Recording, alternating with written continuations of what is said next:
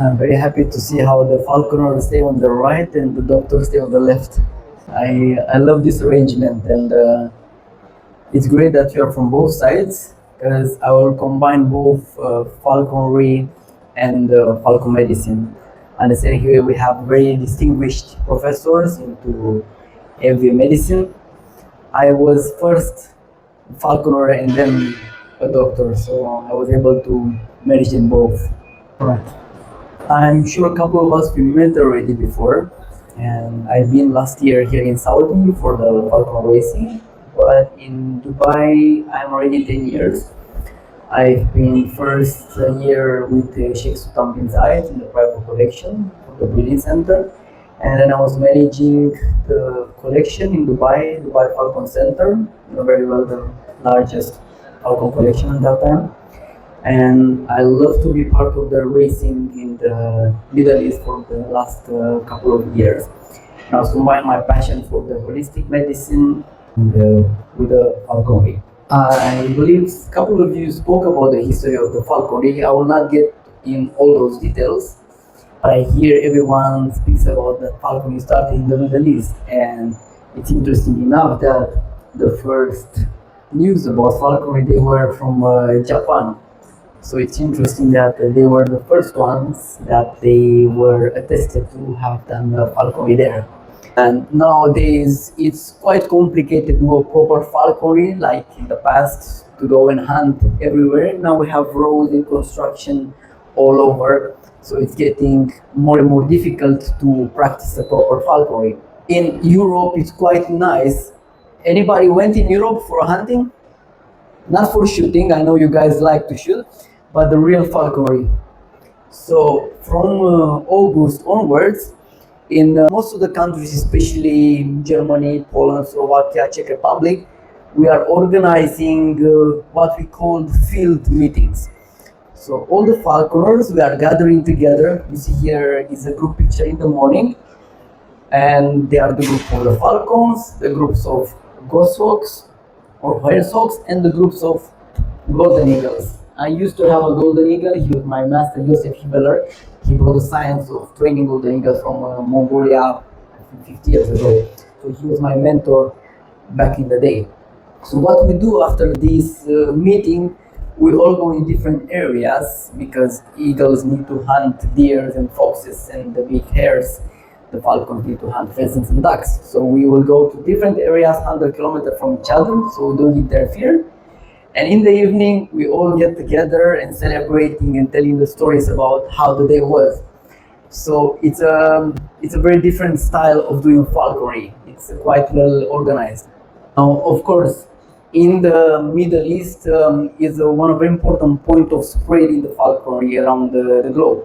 Because this was many years ago when I first got introduced. So here I was representing Romania, I think it was like 15 years ago when Abu Dhabi held a festival of falconry.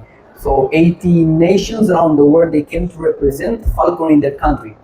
And I was still at the beginning of my time there.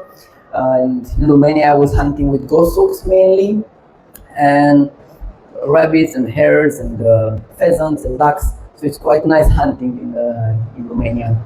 And now every 4 years in Abu Dhabi, if you are tracking the time, there is a huge festival where falconers from all over the world, they are coming to show how the falconry develops in their country. Now, of course, now why the falconry grew up so much in the last couple of years in the Middle East because of the racing. And this is amazing because I see every year more and more kids they get involved in the falconry. So instead of this beautiful sport being forgotten, it's raising up. Every year, especially in the Middle East, in the Dubai, they are being ordered hundreds and thousands of more falcons. So it's really good for the falcon breeders in Europe, but also for the heritage here in the Middle East. And these are the main species that are being used in the falconry. A lot of people they prefer the Nissan. It's very strong. It doesn't get sick. You can place it in the car, stays there all the time. Right? Personally, I'm not very good friend with Sakers. I had one at some point. It was a very good falcon. I was training, and one time a buzzard came. A buzzard it's a hawk, that you always see it on the poles in Europe. When you go to Germany, when you drive, you'll see them like it's like called a bus, right? They stay near the road. So I was training my Falcon, a bus came and the sick. I was so scared and flew until I never found her again. Since then, I never wanted to have a Seeker again. That was 10 years ago. But my favorites are definitely peregrines, Falcons. What is your favorite Falcon? All of them? Who likes peregrines the most? Shaheen. Shaheen Rakam Wahed. Alhamdulillah. So in the racing, we have, of course, different categories of the racing who never been males, females, and different hybrids at different ages. Perfect. If you want to get into falconry, don't start with the gymnast, with the old birds, because you will be competing with the last champions for the last 10 years. So if you want to have a chance of getting the top 10 in the race, because you know very well, in the top 10, you get around 5,000, so it's very good. With a young falcon, you'll have a chance because they are only falcon from that year. So as a tip for new falconers, if you want to go for the racing. How it's all starting, right? So of course, before we have the falcon for the racing, first we need to breed the falcons. And this was from the breeding center that I used to manage before. So first it's very important how we choose the couples. So like in racing horses, we choose them according to the bloodlines, to the results of the parents before. And normally the darker ones, they have quite better results when it comes to years. This is a baby chick in the first day. If you know, breeding in captivity is not easy. It's quite difficult. We need to take the eggs out of the parents because the rate of raising them and hatching them in the nest is very low. Take all the eggs and we hatch them all in the incubator, and until 7 days old we feed them. So we make sure that they are strong enough for the parents not to kill them when we put them in the nest. So they are about 1 week old. We place them in the nest with the parents, and they stay there up to, let's say, 1.5 months. In case we want to imprint them, to use them for breeding purposes, we keep them with us the whole time. In their mind, they become a human. So in their mind, they think they are a human, and that's why they will never really become a pair with an actual falcon. That's why they are used for artificial insemination. Once they are about 1.5 months old, we release them in a huge chamber to fly. Then we start training them outside. Of course, then the racing and the breeding part. This is really important. Why some of the falcons they perform very well. Some of the falcons they are standard. They don't ever do anything in the race. It's not only about the bloodline, but how they were raised every single step. From being a baby, being in that kind of sense of competition, of being, how do you call it, hot, right? Wanting to fight for the food. If they are getting given a lot of food, they become lazy, they start to have alula, and we have a lot of issues with them. They are always lazy. We need to have that spirit of competition. They become amazing in hunting and in racing when we are able to release them in a very big room where they are able to fly very well. We release them quails and pigeons where they can fly around, they can chase, get to be in a competition, to learn to fight for their food, right? And then of course when they are about 80 days old, we put in the jesses, of course water, we use astroturf, and the training starts, right? So they are all like in the school, like in a kindergarten. Everybody in their own seat. We check every day samples with endoscopies to see how they are inside. All of them, they are monitored daily. And then we start to go into the field. Once they are ready, once they jump. So we check the weights, and like kids, this is how they stay in the school bus when we go for the training. And so first, of course, they are used to trust the people to eat on the hand. That was the first moment, the most critical one. If they are really stressed in that period, it's very easy to get sick. That's why you always see young farmers getting sick so easily. Then, of course, they are being introduced to the lure, and luring, of course. It's so interesting, and I love falconry as a sport and competitions. And for people who don't know about falconry racing, when they hear first about it, it's like, that's animal abuse. You don't like that. It's so bad to catch an animal and then use it for sport. And I was thinking, well, it's like, well, not really. Home, you play with your cat, right? You have that kind of white little thing, and then you play with your cat, and the cat is happy. The same with the falcon as well. For the falcon, it's something nice. He enjoys that.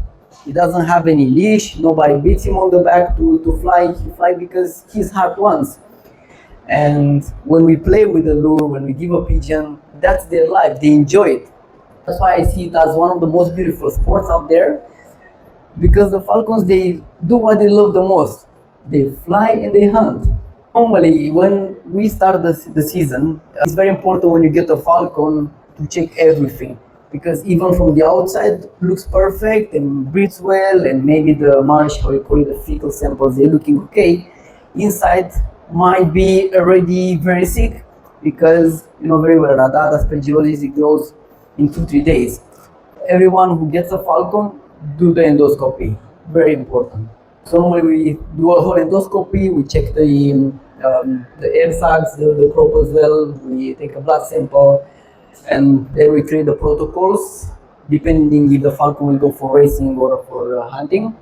This, I'm sure, as doctors, you see the whole time as falconers, rather than monas. You know about pseudomonas, right? Monas. Everybody's carrying pseudomonas in Dubai. How is it in Saudi? Yes. Same. What do you think is the reason? Again, what do you think is the reason of pseudomonas? Yes. And you know who created that? Falconers. This is very interesting because everybody's asking where is this coming from. Pseudomonas. I treated my falcons and now they have again. Pseudomonas loves water. So in most of the water samples, especially if you have a farm, you have the tankies, if you send it to the lab, you'll have pseudomonas. It's everywhere. It's not about that, oh my god, where it came from. It's actually everywhere. What happened, if you leave it alone, it doesn't bite you. Like a snake. Don't come close, leave it alone, will go around. Now, when the falcon is going down, especially some new falconers, they put the weight down, they keep very cold, very dry, no light. But the manaha, the immunity of the falcon, will drop to the bottom. What's happening? So the mona says, look, I love this tissue here, there is no protection, no army, no security. Let me try to start to make my own family there to grow. And then, oh my god, the falcon starts to eat picky, starts to lose weight, starts to throw food. And what is doing? Most of the falconers take marbofloxacin, take flagyl, everything. Eat, everything.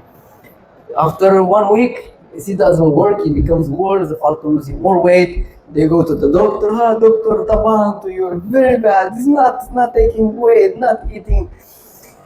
And then he's checking, you give another antibiotic without even checking the sensitivity. Boom, after 1 week, the falcon dies. Next week, another 5 falcons. They come, they have the same, without checking. Another one, give piperacillin, it gets worse and worse. It's happening every single time. Monas is like a tribe, they learn very fast. You remember pandemic, corona was always mutating, was always becoming stronger. So the monas, when you start to give antibiotics without checking properly and without boosting the immunity of the falcon, it's like going to the gym. The beginning it's very weak, you can flush it out so easy. Once you did this routine with antibiotics, it's like Arnold Schwarzenegger. You give the best antibiotic after, it's like Ronaldo, goal, out. And then the falcon dies, so the one is much stronger, goes to the other falcons with low immunity, and that's how it goes. I spend a lot of time understanding how this gets transmitted because we had a lot of falcons, and the number one thing is immunity. Why is that? I was having my own 5 falcons. So every day I go in the desert with my team, I train them my own, I have my own plane, my own drone, I do everything. And I did an experiment. I wanted to understand if it really affects the falcon that is strong. I kept them in the same room with the falcons that they were having a lot of aspergillosis, a lot of radar, and very weak and full. And I would give to my falcons to eat everything. So I let them kill the quail, I let them eat absolutely everything. The muscarine, the brain, the feet, everything. My falcons are like this. In 4 or 5 years since I had these falcons, they never get sick. no Fatriat, no Radat, no Madrishu, nothing. And they stay together with the sea falcons. It's all about the immunity they have. The wild, you find them strong. They eat sick pigeons, they eat everything. Because you know very well that the falcons, they are brought into our planet to eliminate all what is sick. They were to remove everything that is not fit to give the next generation. Normally, they are designed to eat everything that is having a lot of diseases and not get sick. But in captivity, they get sick because we bombard them with all those antibiotics and anti-inflammatories. These are the sure things. So number one, the water. So we take care that the water is like super filtered. We use some special ionization system that increases the pH and creates molecular hydrogen in the water. Then the pseudomonas cannot grow. Even if the immunity is a bit down, but the fact that pseudomonas is not present in that water anymore, that already helps big time. And when they are sick, then of course we have to go first the focus with boosting the immunity, boosting the weight up, and you see that pseudomonas will be more and more scared, and the falcon is getting very fast healthy. Trichomonas is the easiest to treat. This was the worst. I don't know if you saw herpes virus in here. If it's a real herpes virus, we were never able to save. Were you able to save any falcon with the herpes? In our case, never as well, because they came until the evening, then only they died, so we were never able to help them. And what I use in terms of prevention, this is my favorite topic, because I always believe that why to treat when we can prevent? And this is also for our own bodies. Do we want to be in our hundreds like Japanese? We go to Japan, 100 years old, run faster than us. We come to the Middle East, 60, 70 years old, people already in the hospital, cannot move anymore. So it's like, why? Because they prevent, they look ahead of things. So what I seen, for example, now the falcons they are getting here is AC. They get all these chicken legs and the quails and all bombarded with antibiotics and hormone factors and all. So all that goes inside the falcon. Now, who is the first filter? The liver. So the liver has the most to suffer. So even if it's not enlarged when we do the endoscopy, the liver already starts to suffer. And the performance of the falcon goes. And I always get the complaint, and I receive always hundreds of videos from falconers that the falcons, they don't want to eat anymore. They look to the food, they take it, they think, oh, should I eat it, should I not eat it? They leave it, they don't gain weight anymore. And they try to think about all the problems in the universe.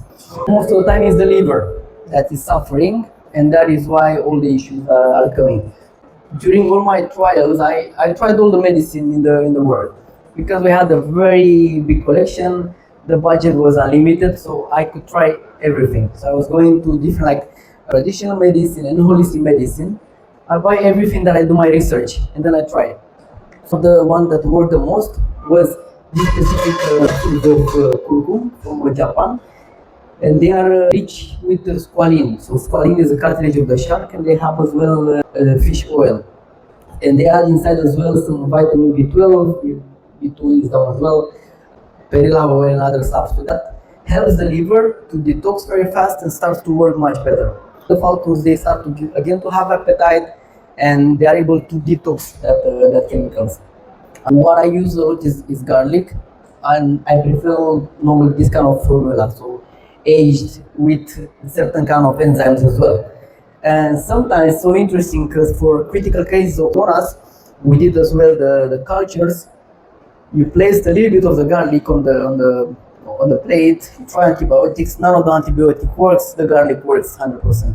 So many times we are able to save the falcon and to heal it fully within 1 week, only with garlic. Turmeric, garlic, beetroot powder works very well in improving the immunity as well. We always use it. A lot of my friends use shilajit, and sometimes I think quite good results as well when they were issues with the joints. As well, another liver support that I used a lot, probiotics. What kind of probiotics are you using here? What is your main probiotic in Saudi? What are you using? Do they work well? Right. interesting because every country uses different probiotics. I'm always researching what's really good and what really works. I'm curious to learn more about what you do here in Saudi. But this is very important because after strong therapies with the antibiotics, the whole digestive tract is damaged. You need the good bacteria once again. When it comes to normal medication, you know very well what's in the kit to boost them back, to hydrate them. So I always make special combinations of sulfalite and hemo, B12. Another thing, this is very, very important. When a falcon is very, very sick, very low condition, I've seen more falcons dying because too much food or of not being fed. When the falcon is like really weak, if you feed him normal food, you'll kill him. I've seen this hundreds of times, and I tell them, don't give him food. Like they give food, the next day he's dead because there is no more petrol in there.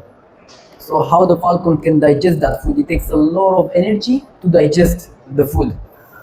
So there is not enough petrol. First you need to put the petrol. For the falcon, the easiest, if you are in the field, if the falcon is really critical, you don't have a clinic around you, have this always in your fridge. So this is a special formula that is like a protein shake, right? In the moment you mix it with a little bit of water, if you have the hydrogen water, even better. You give like 10-20 ml. In few hours, you'll see that it's already stronger. Then you can already start to mix egg yolk and liver. They get stronger and stronger. In 2-3 days, the falcon is much better. If you give him food, this is really important to teach, especially new falconers. I see they always do this mistake. They drop very fast the weight because all their friend Muhammad, your falcon is very bad, reduce the weight, don't give food, reduce the weight, every time. And this is a very sad story, and one of the reasons why I stopped for a couple of years to train falcons, because when I got my first child, I didn't have any more time to train myself, my own falcon. And I had my Shaheen with me for 4 years. He never had even Fatriat. And I was getting a couple of times with her top 10 in the race. I gave her to my local friend in Dubai. In 1 month, sent me back frozen. When I checked the chest, like this, sharp. My Shaheen was always flying like 1050 in the race. With him in 1 month, I was like, oh my god, it was heartbreaking for me. It took me a long time to get close to the falcons because I love her like part of my family. It's like my daughter. So that's why I really pay attention to this. When a falcon is weak, don't give food. The falcon was like this, so it was very heartbreaking for me, and I taken out the courage to start again falconry. I have some friends here in Saudi that most probably will compete this year. Another medicine that we use, you see this, for example, test that I do to see why the falcon are getting all the time sick. This is easy, even you as a falconer, you can do it. Take a plate, it's a mix of extra with agar that you place, leave it for 1-2 hours outside, place it in a warm room, and in 2-3 days you'll see something like this. You can see the contamination and how is exactly the air quality in the room, and you understand why the falcon is getting sick. So there's like quick tests that you can do. Some other stuff that I'm using time to time as an antibiotic, because sometimes we need antibiotic. Piperacillin normally was working for me in most of the cases, especially when something like really strong, I will give directly IV. So in combination with blood transfusion, something called Clostridium. Do you know about Clostridium? When the falcons are shitting blood, but blood, pure blood. So sometimes when it's very little, there's no problem. It's mostly the mucosa because of the falcon is getting too acidic. The pH of the blood is too acidic, and then the whole body becomes acidic. But when it's Clostridium, it's a very strong bacteria that when there's no oxygen inside, it grows and produces a very strong toxin.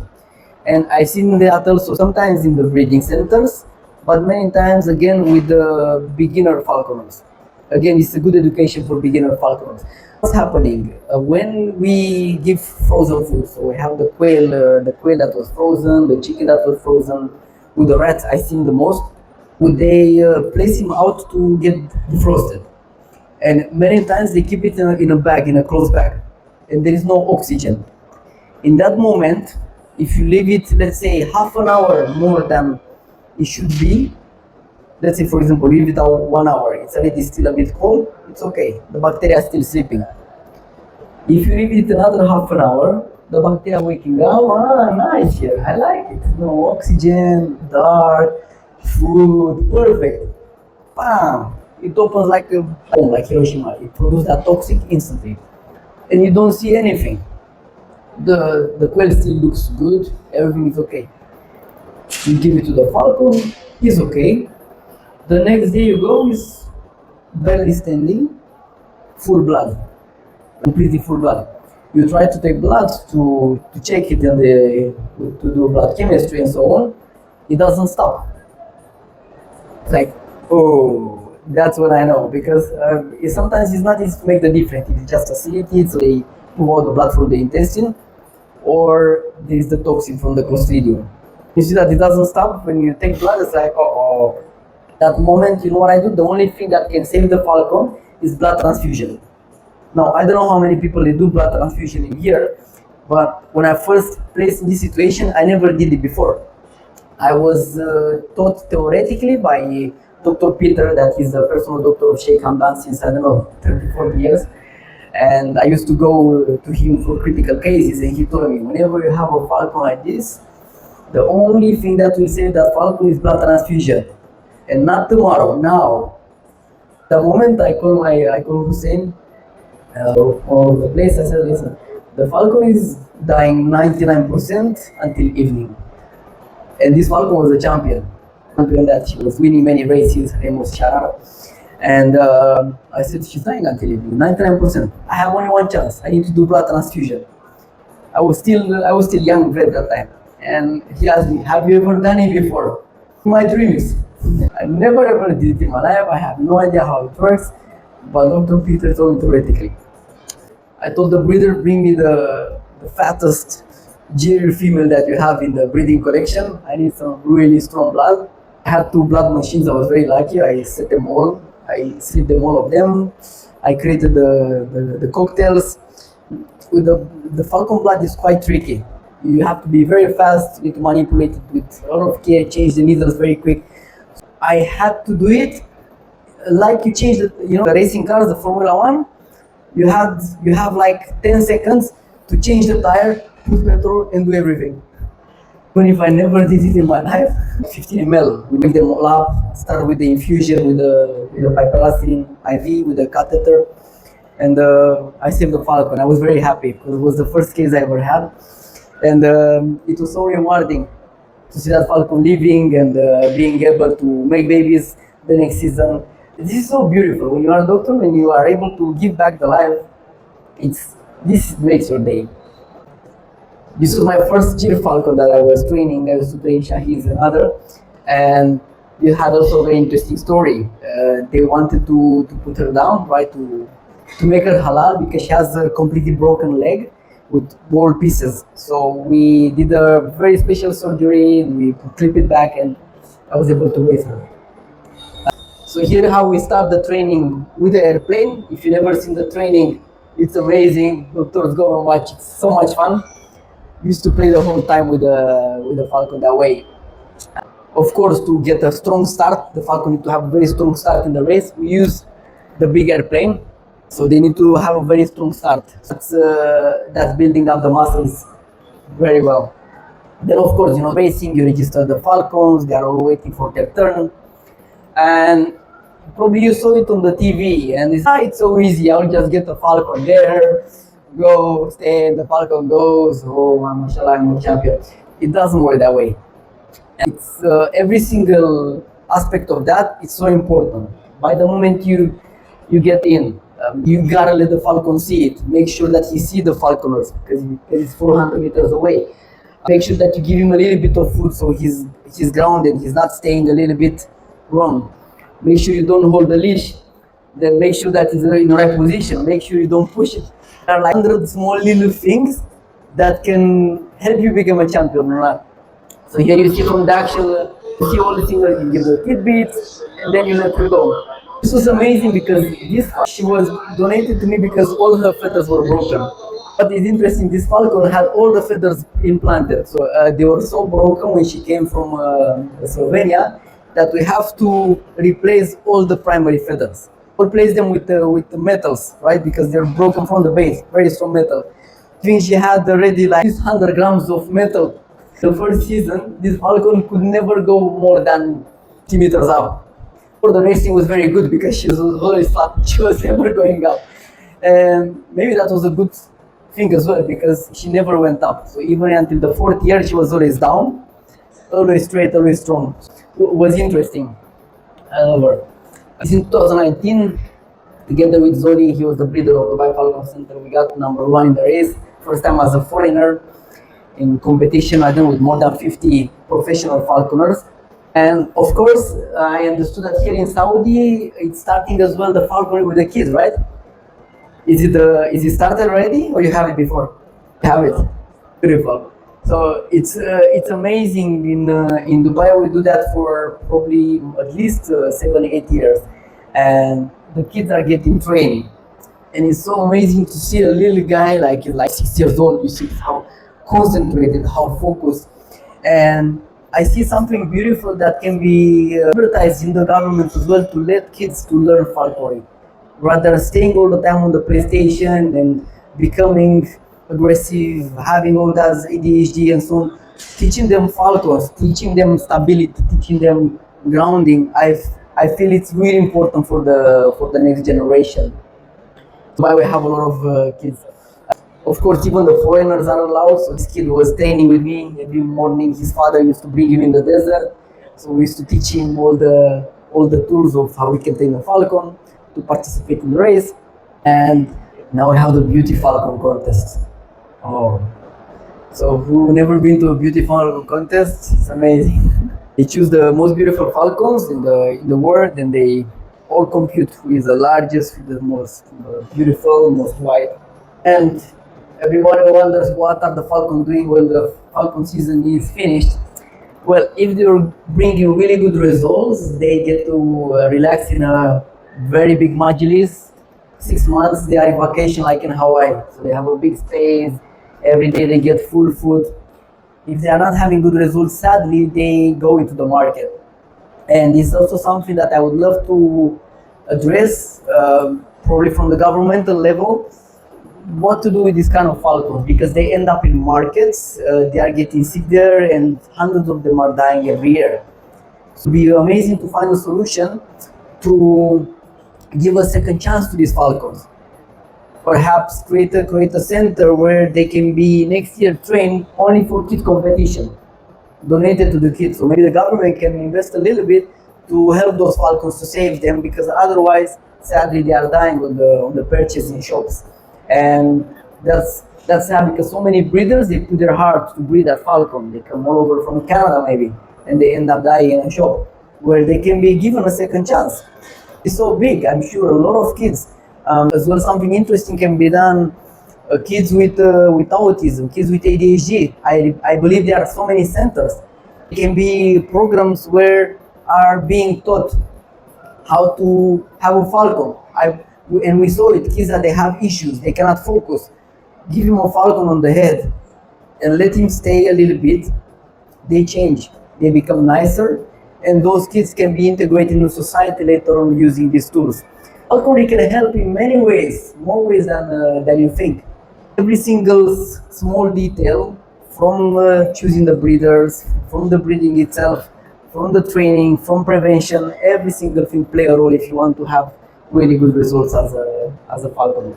That was all from my side. I'm sure there's a lot of things that you knew, a lot of things that were intriguing probably. If you guys have any questions, I'm happy to answer.